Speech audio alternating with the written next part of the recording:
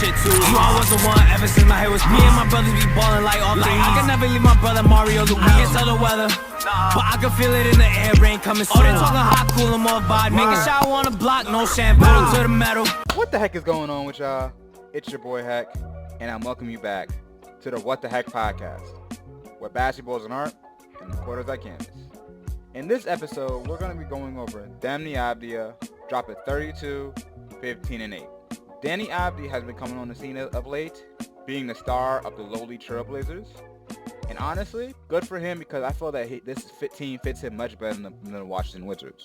So it's going to be interesting to see how Deni Avdija gets to his buckets and plays. But with that, you already know the drill. Don't forget to like, share, subscribe. And with that, let's get it, man. Deni Avdija is a 6'9" do-it-all wing. He kind of reminds me of a more athletic Andrei Kirilenko. He can shoot. Who's a slightly better shooter. He's a very solid defender. He can facilitate. He can play. He can rebound. He can rotate. Anything you want him to do, he can do. He can do it at a solid level. Jack of all trades, master of none. But I prefer a master of none than a master of one. What are his strengths? First, defense. He can guard 1 through 4, and if he puts on weight, he can guard 5s. Good size and good length. 2. He's deceptively fast. His nickname is Turbo for a reason. Sometimes you forget how fast he is or how fast he's moving, and he will sit there and burst past you and get an easy layup. And 3, facilitating. As he's having the ball in his hands a lot more, he's showing that he has the ability to be a good, solid passer. I think this may be his role as a do-it-all wing that can score, rebound, and pass, and play defense too. Now, what is his weaknesses? 1, shooting. Shooting has been improved, but he's not a pure shooter, meaning you leave him open, it's going in. 2, lack of athleticism. He's 6'9", and he may be fast and he may be athletic. I would sit there and say he is an above average athlete, but in NBA standards. But what happens is, comparing him to Ja and the tier 2s and tier 1 athletes, he's more like a tier 3. Meaning, he's able to move down the court quick, he's able to dunk the ball, but finishing through traffic and finishing high over taller players is not his game. And 3, turnovers. As of right now, he's averaging 3.8 assists to 2.6 turnovers.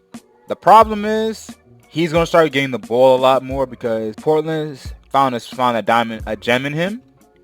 So what's going to start happening is his turnover numbers are going to jump up radically.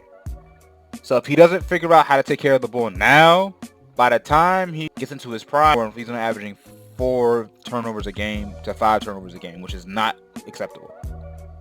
But hey, Deni Avdija overall is a solid player, and I think he gives Portland hope because they need a lot of hope. Because they haven't been good of late. But let's get to the action. Alright, pick and roll. Now, this is called the dribble hold. Why he's doing the dribble hold is he is waiting for his big man to clear to see what Edie does. Now, what 23 does is a very good job. He does a roll seal, so that way he has an angle to finish around the cup. So he's going to roll, and you see how he's going to sit there and get in front of Edie. Easy layup. Alright, grabs the rebound, takes the ball down the court. Now, 0, and this is Wells, commits to the ball. Shaedon Sharpe has that wide open cut. Now, ironically enough, I would say this is on him because he's supposed to let Edie cut this off. But that's neither here nor there. Good pass. Easy layup. This is what happens when you ball watch, especially on the NBA level defenders. Luke Kennard is focused on his action with Anthony Simons. He takes 1 pound dribble. He fires the ball over to Deni Avdija. Wide open. Boom! Right. Avdija forces a miss on Jaren Jackson. Shaedon Sharpe is running the ball. Now, here's the problem. Wells has to pick up on the ball. Edie is running to the paint. Edie's supposed to be picking up on Avdija. Mistakes like this shouldn't be happening, especially if the Grizzlies are a playoff team. Wide open catch and shoot. Boom! Shaedon Sharpe passes the ball to Avdija. He's going to catch and jab. Then immediately put the ball down and go middle. Why does this work? 46 sees the screen, and he jabs, gets him to act like he's going to go through the screen. He's beat.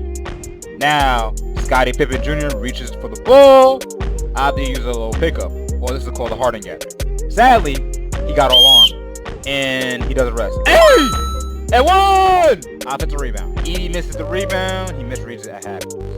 Now, here's the reason why offensive rebounds cause problems.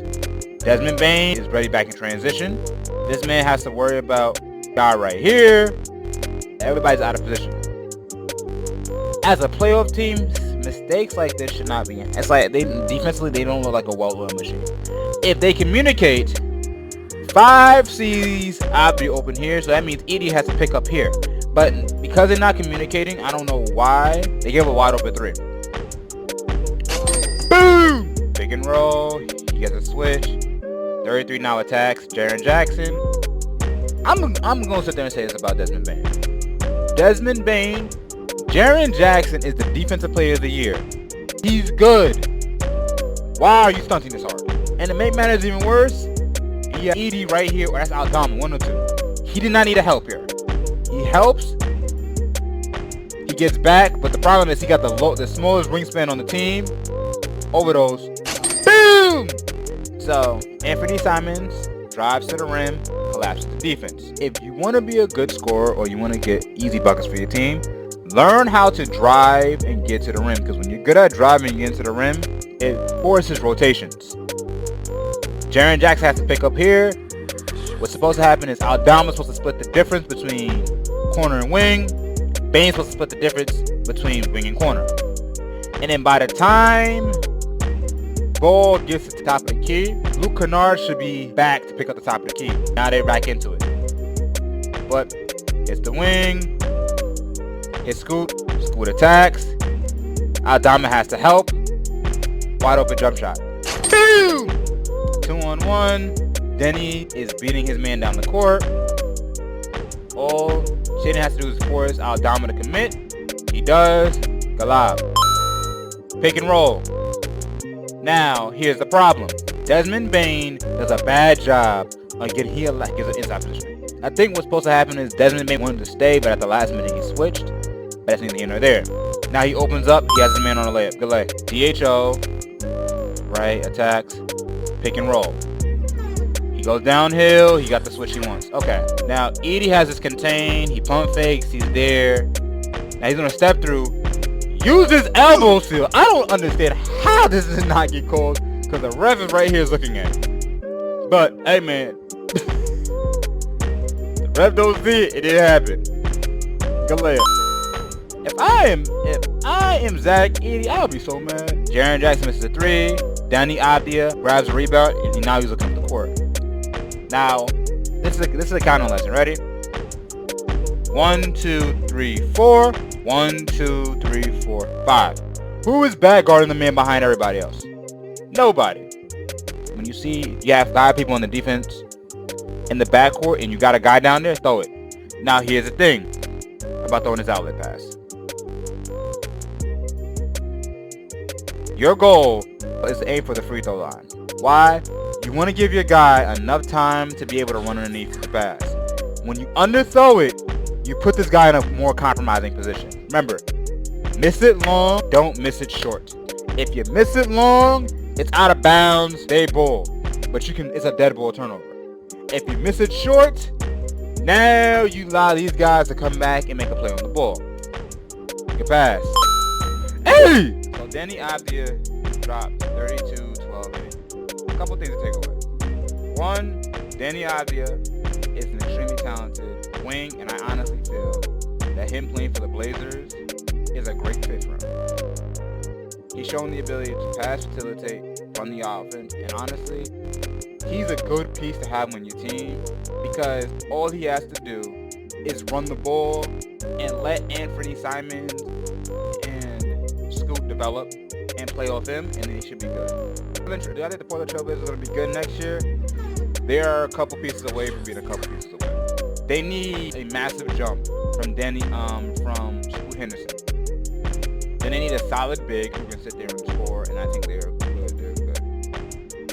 But it's going to be interesting to see how well Portland Trailblazers play, especially given how Deni Avdijas has been playing. Now, this video was filmed and edited before Nikola Jokic's triple-double.